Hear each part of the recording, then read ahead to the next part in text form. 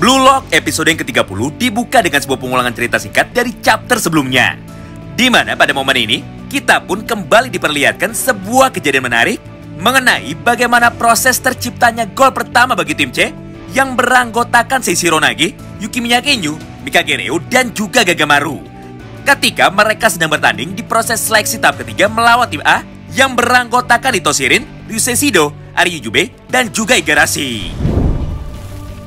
Singkat cerita, tepat setelah Gagamaru berhasil merebut bola yang dikirimkan oleh Igarashi kepada Ryusei Shido dengan menggunakan teknik akrobatnya, dia pun dengan cepat langsung mengirimkan satu umpan jauhnya menuju ke arah Yukimiya Kenyu, yang kebetulan saat itu sedang berlari di sisi sebelah kanan lapangan sambil terus berusaha untuk melepaskan diri dari penjagaan ketat yang dilakukan oleh Ito Shirin.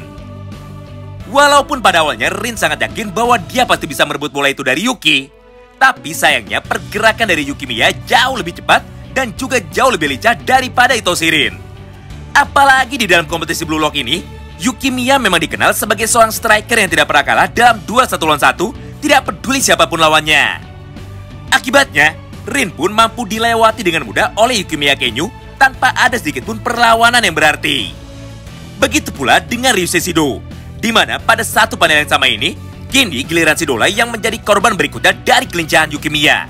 Karena Shido pun berhasil dilewati dengan mudah oleh Yukimiya Kenyu. Sebelum pada akhirnya dia pun langsung menembakkan satu tendangan girosutnya menuju ke arah sudut kanan atas dari gawang tim merah. Sayangnya pada momen itu Aryu pun berhasil membaca semua pergerakan dari Yukimiya dan melompat tepat waktu untuk menghentikan satu tendangan super yang dilesatkan ke arah gawang timnya. Beruntung di satu panel yang sama itu Nagi pun ikut melompat juga di depan Aryu. Dan dengan cepat dia pun langsung membelokkan arah tendangan bola dari Yuki menggunakan teknik trappingnya. Hingga gol pun akhirnya mampu tercipta melalui sebuah kombinasi serangan indah antara pemain dengan peringkat nomor 5 dan juga peringkat nomor 6. Serta skor pun seketika langsung berubah menjadi 1-0 bagi keunggulan untuk tim putih. Scene pun kini berpindah. Seperti biasanya ya, setelah gawang mereka berhasil dijebol oleh para pemain dari tim lawan dalam permainan sebelumnya, seketika emosi dan semangat kompetitif dari Ito Shirin pun menjadi kembali terbakar. Hingga pada panel selanjutnya, dia pun langsung berniat untuk membayar lunas semua gol yang baru saja dilesatkan oleh Nagi melalui satu serangan berikut. Di mana tepat setelah peluit tanda dimulainya kick off yang kedua sudah dibunyikan, Shido pun dengan cepat memberikan satu operan bola pendeknya kepada Ito Shirin. Dengan sebuah harapan sederhana, yaitu Rin mau bekerja sama dengannya dan mau mengoper bola itu lagi kepada Ryusei Shido. Tapi nampaknya respon yang sebaliknya justru ditunjukkan oleh Ito Shirin. Karena tepat setelah bola tersebut sudah ada di kakinya, Rin pun dengan cepat malah berlari ke arah yang berlawanan dan menjauhi Ryusei Shido. Melihat hal tersebut, Reo pun tidak bisa tinggal diam. Hingga pada panel berikutnya, dia pun langsung merespon pergerakan dari Ito Shirin dan berlari dengan cepat ke arahnya demi mencoba untuk menghentikan Rin. Walaupun semua usaha yang dilakukan itu sangatlah sia-sia, mengingat kemampuan yang dimiliki oleh Rin saat ini masih jauh lebih hebat jika dibandingkan dengan Mikage Reo. Akibatnya, Rin pun mampu melewati Reo dengan mudah menggunakan teknik gocekan kolongnya. Dan masih pada satu panel yang sama, dia pun langsung memberikan satu umpan jauhnya kepada Ishikari, yang kebetulan pada saat itu sudah berada di dalam area kotak penalti. Meskipun di momen itu, dia mendapatkan penjagaan yang sangat ketat dari salah satu pemain bertahan tim putih, namun ternyata semua hal tersebut tidak mampu untuk menghentikannya. Karena faktanya, Ishikari berhasil melompat lebih tinggi dari lawannya untuk mengamankan satu umpan jauh yang diberikan oleh Ito Shirin. Lalu kemudian dia pun langsung menyambung permainan itu dengan cara memberikan satu umpan bola udara lagi kepada Aryu Jubei yang pada saat itu ada di sisi sebelah kanannya. Sebelum pada akhirnya bola tersebut pun langsung disundul oleh Aryu Jubei menuju ke arah Ito Shirin, yang kebetulan pada saat itu sudah berdiri dengan bebas tanpa ada satupun pemain lawan yang menjaganya. Akibatnya dia pun mampu melesatkan satu tendangan supernya ke arah gawang dari tim putih. Dan gol pun berhasil tercipta melalui kombinasi serangan mereka. Hingga skor pun seketika berubah menjadi kembali seimbang, yaitu 1-1. Wow, menarik banget ya. Di momen inilah Ryusei Shido yang baru sadar bahwa dirinya hanya dimanfaatkan, akhirnya langsung datang menghampiri Ito Shirin dan berkata kepadanya, "Woi sialan, ternyata sejak awal kau memang sudah berniat untuk menjauhkanku dari skema seranganmu. Baiklah, kalau itu maumu, maka mulai dari sini aku akan mencetak gol dengan caraku sendiri juga." Dan dengan itu, maka persaingan antara Itoshi Rin serta Ryusei Shido masih akan tetap terus berlanjut selama kompetisi berlangsung. Karena faktanya tidak ada satupun dari mereka yang mau mengalah. Ditambah Rin pun sama sekali tidak mau untuk diajak bekerja sama. Scene pun kini berpindah.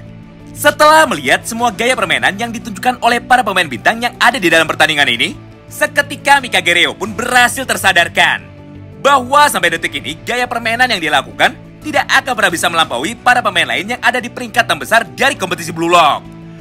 Oleh karena itu, untuk mengejar ketertinggalannya, Reo pun harus mampu menemukan sebuah jawaban sekaligus menciptakan sebuah senjata baru supaya bisa dia gunakan untuk menyamai level permainan dari para pemain bintang lainnya, khususnya Itoshi Rin, Ryusei Shido, Yukimiya Kenyu, dan juga Seishiro Nagi. Intinya, Mikage Reo akan merubah secara total gaya permainannya melalui beberapa rangkaian serangan berikut. Pertama, tepat setelah peluit tanda dimulainya kick-off yang ketiga sudah dibunyikan, Reo pun dengan cepat langsung berlari menuju ke area pertahanan dari tim merah sambil terus melakukan analisa di dalam pikirannya sama seperti Isagi Yoichi. Di mana pada momen ini, Reo pun mulai berkata di dalam hatinya bahwa jika dibandingkan dengan para pemain hebat lain yang ada di peringkat 6 besar, Reo memiliki sebuah kekurangan sekaligus kekuatan yang tidak bisa dimiliki oleh para pemain lainnya. Itoshi Rin, Yukimiya Kenyu, dan juga keempat orang pemain lain yang sudah terpilih untuk masuk skuad utama dari tim Blue Lock 11, semuanya memiliki kemampuan khusus atau kemampuan spesial, sekaligus mempunyai status dasar dengan angka melebihi 100. Sedangkan dirinya sendiri sampai saat ini tidak punya satupun kemampuan spesial ataupun kelebihan yang menonjol dari gaya permainan sepak bolanya. Namun meskipun begitu, ternyata Mikage Reo masih memiliki sebuah keuntungan. Karena faktanya secara statistik, semua status yang dimiliki oleh Mikage Reo berada di angka 90. Dimulai dari dribble, akurasi, kekuatan tembakan, kecepatan berlari, dan juga semua skill dasar lainnya. Hal itulah yang membuat Mikage Reo menjadi sangat spesial. Karena nyatanya tidak banyak pemain sepak bola di dalam kompetisi Blue Lock yang memiliki status lebih dari 90 di dalam segala bidang sama seperti dirinya. Oleh karena itu pada panel berikutnya, Reo pun langsung berniat untuk merubah secara total gaya permainannya. Di mana kali ini dia akan menggunakan kelebihan sekaligus kekurangannya itu untuk menciptakan sebuah teknik baru yang diberi nama dengan Chameleon, atau sebuah teknik yang bisa digunakan oleh Mikage Reo untuk meniru kemampuan spesial yang dimiliki oleh para pemain lainnya. Kedua, di sisi lain lapangan ini terlihat juga Yukimiya Kenyu yang sedang berlari seorang diri untuk mencoba menembus area pertahanan dari tim merah menggunakan teknik dribble jalanannya lagi. Walaupun pada percobaan sebelumnya dia berhasil melewati semua pemain dari tim merah sendirian, namun kali ini hal sebaliknya justru terjadi kepada Yukimiya. Karena pada panel berikutnya, Itoshi Rin pun langsung membuat sebuah strategi counter attack untuk melawan pergerakan dari Yuki, yaitu dengan cara menjaga ketat Yukimiya Kenyu bersama dengan Igarashi. Hal itulah yang membuat Yukimiya Kenyu akhirnya kewalahan, dan bola pun akhirnya berhasil direbut oleh Itoshi Rin menggunakan teknik sliding tackle-nya. Walaupun terkesan sederhana, namun ada sebuah cerita kenapa Yukimiya Kenyu selalu kalah ketika harus dijaga oleh lebih dari satu orang. Penjelasannya adalah karena mata dari Yukimiya mengalami sebuah penyakit sindrom kebutaan, di mana pandangan dari Yukimiya sering sekali terlihat kabur atau rabun saat dirinya bermain bola. Itulah yang membuat Yukimiya selalu menggunakan kacamata di dalam setiap pertandingan. Ingat ya, bukan mata minus atau mata plus, tapi sebuah penyakit sindrom kebutaan, yang artinya masalah ini jauh lebih parah daripada penyakit mata biasa. Nah, sekarang kita kembali ke pertandingannya. Setelah bola hasil sliding tackle dari Itoshi Rin terpental jauh, di momen itulah Mikage Reo seketika langsung bergerak dengan cepat untuk merespon bola tersebut dan berlari ke arahnya. Hal yang sama pun dilakukan oleh Nagi dan semua pemain lain yang ada di area pertahanan dari tim merah. Di mana pada momen itu, Nagi pun dengan kencang langsung berteriak ke arah Reo dan meminta kepada Reo untuk segera mengoper bola itu kepadanya. Namun karena kali ini Reo sudah berniat untuk membuktikan kehebatannya di dalam lapangan, khususnya kepada Nagi, akhirnya Reo pun menolak permintaan dari Nagi itu dan malah berlari ke arah yang berlawanan untuk mencari sebuah celah demi bisa mencetak gol dengan caranya sendiri. Hingga pada panel berikutnya, dengan cepat Mikage Reo pun langsung meniru teknik tendangan Girosut milik Yukimiya Kenyu, yaitu sebuah teknik tendangan berputar dari jarak jauh yang diarahkan ke sudut kanan atas gawang. Sampai pada akhirnya gol pun berhasil dia ciptakan menggunakan teknik perfect copy itu. Serta skor pun seketika kembali berubah menjadi 2-1 bagi keunggulan untuk tim putih. Scene pun kembali berpindah. Setelah melihat semua adegan tersebut di balik layar monitor, Isagi dan juga Nanase pun seketika langsung memberikan sebuah komentarnya terhadap sebuah gaya permainan yang baru saja ditunjukkan oleh Mikage Reo. Di mana pada momen ini, Nanase pun dengan cepat langsung berkata kepada Isagi, "Wah, ternyata dia berhasil meniru teknik tendangan milik orang lain ya, dan membuat teknik itu menjadi miliknya sendiri. Bukankah itu sebuah hal yang curang?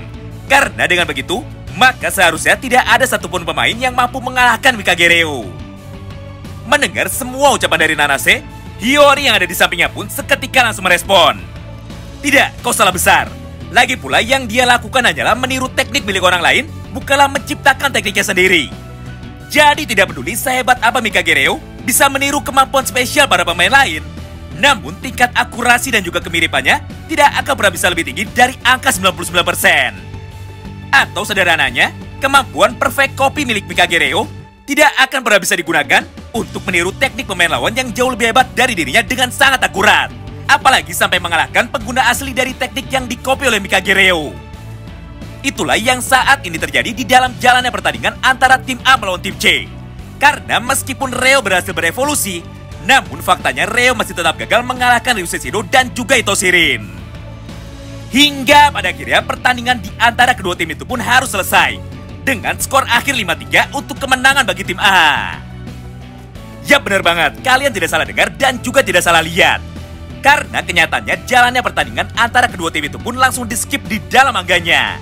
Mengingat di dalam kedua tim tersebut karakter utama di dalam manga ini tidak ikut bertanding, jadi cukup wajar jika duel antara Mikage Reo melawan Ito Shirin tidak ditayangkan secara langsung sama seperti pertandingan dari Isagi Yoichi.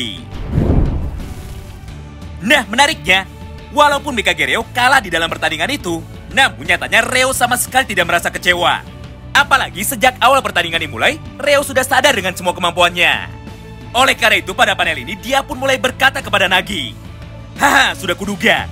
Pasti permainanku ini masih belum cukup untuk membuatmu merasa puas." Mendengar pernyataan itu, Nagi pun dengan singkat langsung meresponnya, "Ya, benar." Hingga pada panel berikutnya, Reo pun kembali melanjutkan semua perkataannya. "Baiklah, kalau begitu tunggulah aku sebentar lagi. Karena mulai sekarang aku akan terus berlatih untuk mengembangkan sekaligus menyempurnakan sebuah teknik yang baru saja aku ciptakan di dalam pertandingan barusan." Wow, menarik banget bukan? Tentu saja bagi kalian yang penasaran, nantikan terus ya update selanjutnya di channel ini. Terima kasih banyak yang sudah simak video ini sampai habis dan salam baku hantam.